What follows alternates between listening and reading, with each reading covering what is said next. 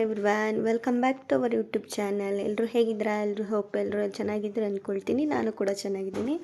ಮಾರ್ನಿಂಗಿಂದ log start ಮಾಡ್ತಿದ್ದೀನಿ. Actually ಇದು 1 weak ಬ್ಯಾಕೆ ಲಾಗ್ನ ಮಾಡಿಟ್ಟಿದ್ದೆ, but edit ಮಾಡಿ ವಾಯ್ಸ್ ಓವರ್ ಕೊಟ್ಟು ಅಪ್ಲೋಡ್ ಮಾಡೋಕ್ಕೆ ನಂಗೆ ಟೈಮ್ ಸಿಕ್ಕಿರಲಿಲ್ಲ. ಸೊ ಇವಾಗ ಫ್ರೀ ಆದೆ ಅಂತೇಳಿ ಅದನ್ನ ಎಡಿಟ್ ಮಾಡಿ ಎಲ್ಲ ವಾಯ್ಸ್ ಓವರ್ ಕೊಟ್ಟು ಅಪ್ಲೋಡ್ ಮಾಡ್ತಾಯಿದ್ದೀನಿ. ವೀಡಿಯೋನ ಕೊನೆವರೆಗೂ ನೋಡಿ. ಯಾರೆಲ್ಲ ನನ್ನ ಚಾನಲ್ನ ನೋಡ್ತಾ ಇದ್ದಾರೆ ಲೈಕ್ ಮಾಡಿ, ಶೇರ್ ಮಾಡಿ, ಕಮೆಂಟ್ ಮಾಡಿ, ಹಾಗೆ ನನ್ನ ಚಾನಲ್ನ ಸಬ್ಸ್ಕ್ರೈಬ್ ಆಗಿ. ಇನ್ನು ಮಾರ್ನಿಂಗಿಂದ ಸ್ವಲ್ಪ ಬೆಳಗ್ಗೆಯಿಂದನೂ ಟೈಮೇ ಸರಿ ಇಲ್ಲ ಅನಿಸುತ್ತೆ, ಯಾಕೋ ಏನೋ ಮನೇಲಿ ತುಂಬಾ ಈ ವಾಟರ್ ಪೈಪ್ಸು ಇದೆಲ್ಲ ತುಂಬಾ ಲೀಕ್ ಆಗಿತ್ತು. ಸೊ ಇವತ್ತು ಫ್ರೀ ಇದ್ವಿ ಅಂತೇಳಿ ಎಲ್ಲ ಕ್ಲೀನ್ ಮಾಡ್ಕೊಳ್ತಾ ಇದ್ವಿ. ಅಕ್ವಾಗಾರ್ಡ್ ಕೂಡ ಅದು ಯಾಕೋ ಸ್ವಲ್ಪ ನೀರು ಜಾಮ್ ಆಗ್ತಾಯಿತ್ತು. ನಮ್ಮ ಮನೆಯವರು ರಿಪೇರಿ ಅವ್ರಿಗೆ ಫೋನ್ ಮಾಡಿ ಬುಕ್ ಮಾಡಿದ್ವಿ, ಬಟ್ ಅವ್ರು ಬರೋಕ್ಕೂ ಮುಂಚೆ ಎಲ್ಲ ಸ್ವಲ್ಪ ಪೈಪೆಲ್ಲ ಬಿಚ್ಚಿಡೋಕ್ಕೆ ಹೇಳಿದರು. ಹಾಗಾಗಿ ಅವರು ಅದನ್ನು ಕ್ಲೀನ್ ಮಾಡಿಕೊಂಡ್ರು. ಇನ್ನು ವಾಷಿಂಗ್ ಮಿಷಿನ್ಗೂ ಕೂಡ ನೀರು ಯಾಕೋ ಸಪ್ಲೈ ಆಗ್ತಾಯಿರಲಿಲ್ಲ, ಅದನ್ನು ಕೂಡ ಇವರಿಗೆ ಸರಿಯಾಗಿ ಎಲ್ಲ ಬಿಚ್ಚಿಬಿಟ್ಟು ಕ್ಲೀನ್ ಮಾಡಿದರು. ನಾನು ಇನ್ನು dry fruit last time dry fruit laddu ರೆಸಿಪಿನ ಶೇರ್ ಮಾಡಿದೆ, ಬಟ್ ಅದು ನನಗೆ ಯೂಸ್ ಆಗ್ತಿರಲಿಲ್ಲ. ಯಾಕಂದರೆ ಯಾವಾಗ ಊರಿಗೆ ಹೋಗ್ತೀವಿ ಯಾವಾಗ ಊರಿಂದ ಬರ್ತೀವಿ ಅಂತಲೇ ಹೇಳ್ಕೊಳಕ್ಕಾಗಲ್ಲ. ಸೊ ಹಾಗಾಗಿ ಈ ಥರ ಪೌಡ್ರ್ ಮಾಡಿಟ್ಕೊಂಡ್ರೆ ನನಗೆ ಯಾವಾಗ ಬೇಕಾಗುತ್ತೋ ಅವಾಗ ಯೂಸ್ ಮಾಡ್ಬೋದು ಅಂತ ಹೇಳ್ಬಿಟ್ಟು ಈ ಥರ ಈ ಟೈಮು ಪೌಡ್ರ್ ಮಾಡಿಟ್ಕೊಂಡೆ. ಇನ್ನು ಫ್ಲ್ಯಾಕ್ಸ್ ಸೀಡ್ಸ್ ಚಟ್ನಿ ಪುಡಿ ಬೇಕಾಗಿತ್ತು, ಮನೇಲಿ ಖಾಲಿಯಾಗಿತ್ತು ಅಂತೇಳಿ ಇನ್ನು ಅದನ್ನು ಕೂಡ ಎಲ್ಲ ಮಾಡಿಕೊಂಡೆ. ಅಷ್ಟರಲ್ಲಿ ಇನ್ನು ರಿಪೇರಿಯವರೆಲ್ಲ ಬಂದರು. ಒಳಗಡೆ ಮೋಟ್ರೆಲ್ಲ ಕೆಟ್ಟಿದೆ ಅಂತ ಹೇಳಿದರು.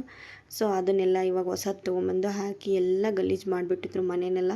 ಇವತ್ತು ಬೆಳಗ್ಗೆ ತಾನೇ ಎಲ್ಲ ಕ್ಲೀನ್ ಮಾಡ್ಕೊಂಡಿದ್ದೆ. ಇನ್ನು ಮತ್ತೆ ಡಬಲ್ ಕೆಲಸನೇ ಆಗೋಯ್ತು ನನಗೆ. ಇನ್ನು ಅಡುಗೆ ಮಾಡ್ಕೊಂಡಿದ್ವಿ, ಬಟ್ ಊಟ ಮಾಡೋಕ್ಕೆ ಟೈಮ್ ಆಗಲಿಲ್ಲ ಅಂತೇಳಿ ರಾಜು ಹೋಗಿ ದೋಸೆ ತೊಗೊಂಡು ಬಂದರು. ಇನ್ನು ಫಿಶ್ ಕೂಡ ತೊಗೊಂಡು ಬಂದಿದ್ರು, ಅದನ್ನು ಕೂಡ ಎಲ್ಲ ವಾಶ್ ಮಾಡ್ತಾಯಿದ್ರು ರಾಜು. ಅಷ್ಟರಲ್ಲೇ ನಾನು ರೈಸ್ ಮಾಡಿಕೊಂಡು ಸಾಂಬಾರಿಗೆಲ್ಲ ಗ್ರೇವಿಗೆ ರೆಡಿ ಮಾಡ್ಕೊಳ್ಳೋಣ ಅಂತೇಳ್ಬಿಟ್ಟು ರೈಸ್ಗೆ ಇಡ್ತಾಯಿದ್ದೆ. ಇನ್ನು ಫಿಶ್ ಎಲ್ಲ ತೊಗೊಂಡು ಬಂದಿದ್ರು ಅಂತೇಳಿ ಅಮ್ಮರ ಮನೆಗೆ ಕಳಿಸಿದ್ದೆ. ನಾನೊಂದು ಬುಲೆಟ್ ಜಾರ್ನ ಮಿಕ್ಸರ್ ಆರ್ಡ್ರ್ ಮಾಡಿದ್ದೆ, ಬಟ್ ಅದು ಅಮ್ಮನ ಮನೆಗೆ ಡೆಲಿವರಿ ಕೊಟ್ಟಿದ್ದರು. ಬಂದಾಗಿಂದ ಅದನ್ನು ತರೋಕ್ಕೆ ಟೈಮೇ ಸಿಕ್ಕಿರಲಿಲ್ಲ. ಇವಾಗ ಹೋಗಿ ತೊಗೊಂಡು ಬಂದರು. ಅದನ್ನೆಲ್ಲ ಚೆಕ್ ಮಾಡಿಕೊಂಡು ಇನ್ನು ಒಂದು ಸೈಡು ಟೀ ಮಾಡ್ಕೊಳ್ತಾ ಇದ್ದೆ. ಈ ಕಡೆ ರಾಜು ಫಿಶ್ ಸಾಂಬಾರನ್ನ ಮಾಡ್ತಾಯಿದ್ರು. ಆ್ಯಕ್ಚುಲಿ ಫಿಶ್ ಸಾಂಬಾರೆಲ್ಲ ನಾನು ಮಾಡೋದಿಲ್ಲ, ರಾಜುನೇ ಮಾಡೋದು. ನನಗೆ ಅದು ನಾನು ಮಾಡೋ ಟೇಸ್ಟ್ ಇಷ್ಟ ಆಗೋಲ್ಲ, ಬಟ್ ಅವ್ರು ಚೆನ್ನಾಗಿ ಮಾಡ್ತಾರೆ. ಫಿಶ್ ಫ್ರೈ ಮಾಡೋಣ ಅಂತ ಹೇಳ್ತಾಯಿದ್ರು. ಯಾವಾಗೂ ರೆಗ್ಯುಲರಾಗಿ ಫಿಶ್ ತೊಗೊಂಡು ಬಂದರೆ ನಾವು ಫ್ರೈ ಮಾಡ್ತಾನೆ ಇರ್ತೀವಿ, ಬಟ್ ಈ ಟೈಮ್ ಬೇಡ, ಸಾಂಬಾರು ಅಷ್ಟೇ ಮಾಡಿ ಅಂತ ಹೇಳ್ತಾಯಿದ್ದೆ. ಇನ್ನು ಆ ಕಡೆ ಅವ್ರು ಸಾಂಬಾರು ಮಾಡ್ತಾಯಿದ್ರು, ನಾನು ಈ ಕಡೆ ಟೀ ಎಲ್ಲ ಮಾಡಿಕೊಂಡೆ.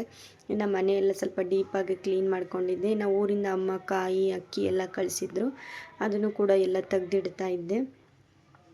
ಇನ್ನು ರಾಜು ಸಾಂಬಾರು ರೆಡಿ ಮಾಡೋಷ್ಟರಲ್ಲಿ ನಾನು ಕೂಡ ಇವಾಗ ಟೀ ಕುಡಿಯೋಣ ಅಂತೇಳಿ ಸ್ವಲ್ಪ ಟಿ ವಿ ನೋಡ್ಕೊಳ್ತಾ ಟೀ ಕುಡ್ಕೊಳ್ತಾ ಇದ್ದೆ.